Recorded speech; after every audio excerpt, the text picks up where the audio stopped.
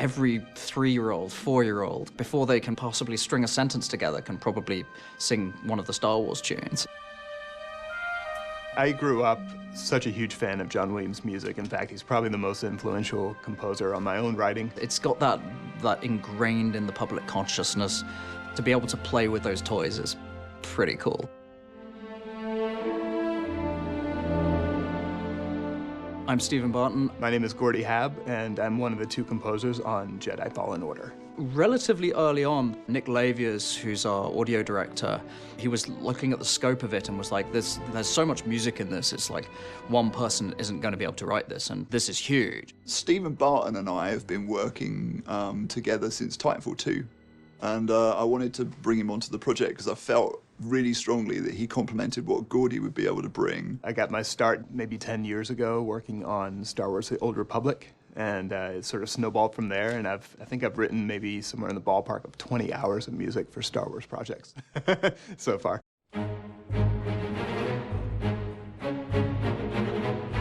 We can look at it in terms of, you know, starting off with your theme. Yeah, figuring how do out we spot that what moments we're going to do. Yep. We sit down and we'll play through sections of the game together, and we'll do kind of big spotting sessions while playing the game. One of the things that's interesting about games generally now, but actually certainly this game, is that the line between cinematic and gameplay is becoming ever blurred. Gameplay, you have to really think interactively. Like, this music may last 2 minutes, it may last 10 minutes. You have to sort of factor that in, like how you're building in loops or building in, you know, alternate endings or layering system where you might need to ramp up the intensity of the music, for example. But then writing for cutscenes was much more like writing for a film, where you have a finite timeline and you're writing music to fit that finite timeline.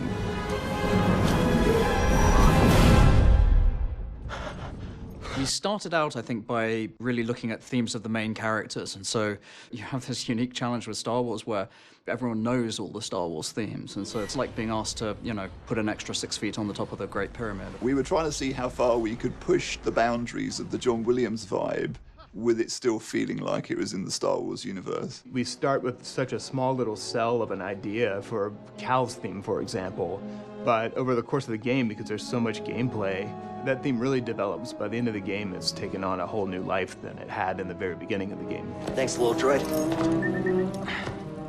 Okay, let's try this again. Okay. The favorite material that I've had to work on is everything to do with BD1, but just because it's such a unique and charming character. Cal might go through some tough emotional moments, but BD is always going to be there to encourage him. You know, very much the fact it's sort of a boy and his dog kind of story. The way to approach that musically was kind of like a nostalgia trip. No, we are not doing that again. There's a section in the game where you're on Kashyyyk and you're climbing the origin tree. It's about a 15 to 20 minute long piece of music. It's almost like a symphony that starts from the very ground level all the way to the top.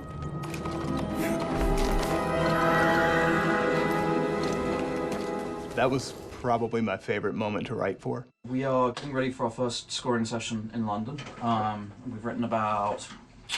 I don't know, probably close, almost 50 minutes of music. Yeah, just probably plenty for a session. We recorded Jedi Fallen Order's score at Abbey Road Studios in London, and we're using the London Symphony and the best musicians that London has to offer. So any aficionado of Star Wars will know that from Empire through to the end of the prequel trilogy was all recorded there. The first time I heard the orchestra play, I thought we were listening to one of John Williams' scores on the speakers, just sound checking. It has a special thing, and you hear it. I mean, you really do feel it.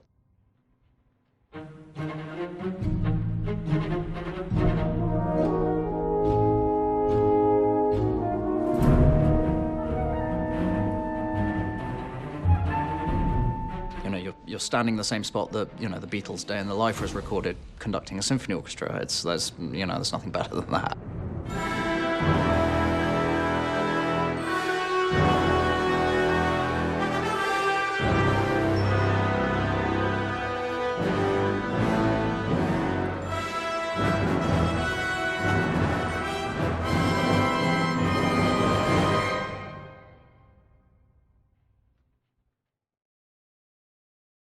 we're good. We're moving on. One of the things that Gordy and I have had a lot of fun with is finding versions of instruments that are sort of either forgotten or lesser used. So we have like a contrabass clarinet, and this thing looks like a plumbing fixture. I mean, it's huge, but it has something you haven't heard before. Good. Nice. Nice. Good stuff. Good job. Good afternoon. Good job, team. Stephen has a very unique voice, and he's got a very colorful way of thinking about music. It's incredibly rewarding to work with Gordy because there's things that he did with my themes that I'd never have thought of, and I was sort of like, just hearing them for the first time was a joy, because you're like, oh, I'd never have thought to do that. Stephen brings very fine espresso coffee, and Gordy brings great whiskey. So between the two of them, they're an absolute delight to work with. I just love working with those guys. I hope that when the player finishes playing Jedi Fallen Order, that they will feel like they were taken on a journey, in part because of the music. We hope you love it, but I mean, I think it's one of those ones where we hope it feels like a cohesive part of the story, to the point where the game is part of a bigger whole. You certainly can't watch the films without the music. They're married to each other, so I hope we achieve that sense of just, this is just a unique and an amazing ride.